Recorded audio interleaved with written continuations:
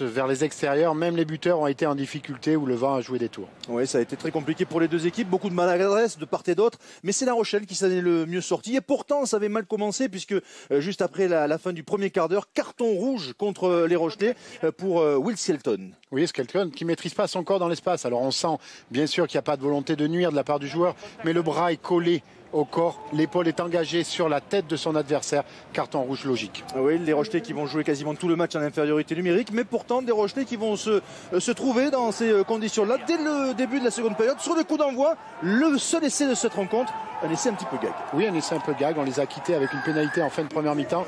Ils attaquent d'entrée, regardez, sur ce coup d'envoi, preuve de maladresse, mauvais jugement de trajectoire de ballon, un peu de panique dans l'arrière-garde de Montpellier et c'est le Rochelais qui vient marquer cet essai. Kevin Gourdon, le capitaine, qui a bien suivi sur cette action et qui va profiter des maladresses des Montpelliérains pour aller aplatir cet essai qui va tuer les derniers espoirs de cette équipe montpelliéraine. En plus, La Rochelle a pu s'appuyer sur Ayaya West qui au pied a été plutôt performant malgré les conditions. Et puis il y a un autre joueur qui est ressorti du lot, c'est ce garçon, Brice Dulin, qui est dans la lignée de ce qu'il a produit avec l'équipe de France. Oui, qui reste sur le même niveau, il a été simplement parfait aujourd'hui.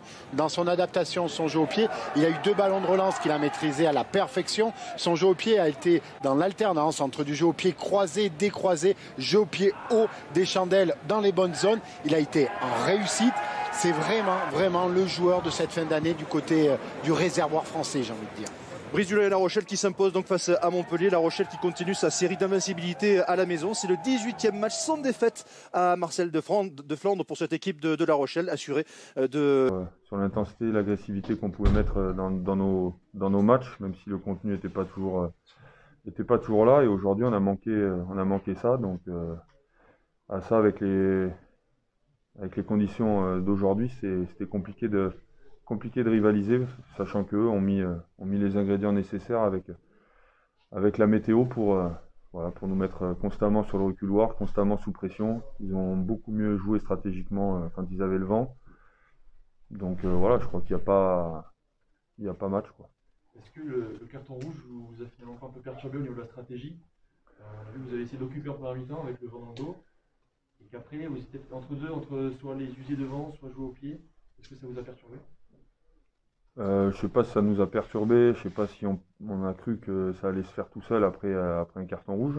Une chose est sûre, c'est qu'on a manqué de consistance dans l'occupation du terrain, on a manqué de consistance quand on avait le ballon, et comme j'ai dit, vu qu'on a manqué beaucoup d'agressivité, on a beaucoup subi, joué en reculant. Et dans tous les domaines du jeu, sur nos choix, sur l'engagement, sur la précision. Donc forcément, d'autant plus avec des conditions comme celle-ci, si on se manque là-dessus, après derrière c'est compliqué de faire un bon match. Est-ce qu'il y a une tentative d'explication à chaud comme ça de vraiment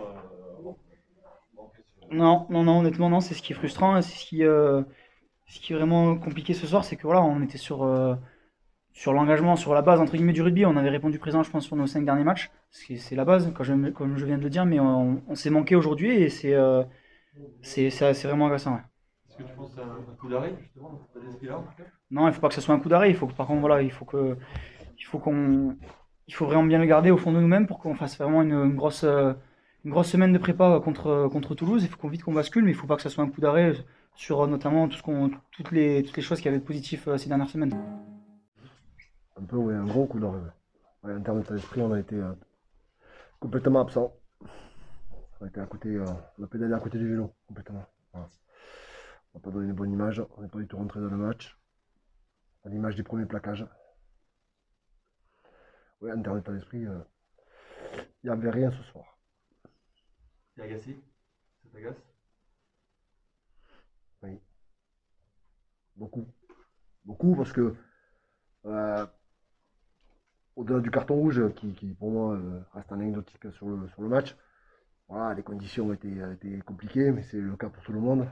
Voilà, et puis encore une fois, comme vous le soulignez, depuis un mois c'était pas trop mal l'état d'esprit. Comment on peut passer de là à là? J'arrive pas à le comprendre.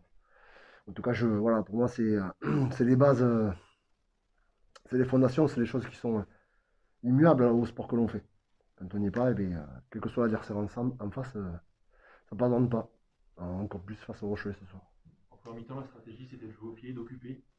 Est-ce que ce carton rouge, il n'a pas justement perturbé la stratégie en disant est-ce qu'il faut les user devant et peut-être moins occupés ou est-ce qu'ils ont hésité? Ouais, au-delà du carton rouge, est-ce qu'on s'est laissé griser en pensant qu'il y avait plus d'espace, à part qu'il y avait un vent qui était quand même très fort. On a plus joué dans notre camp que dans le camp adverse.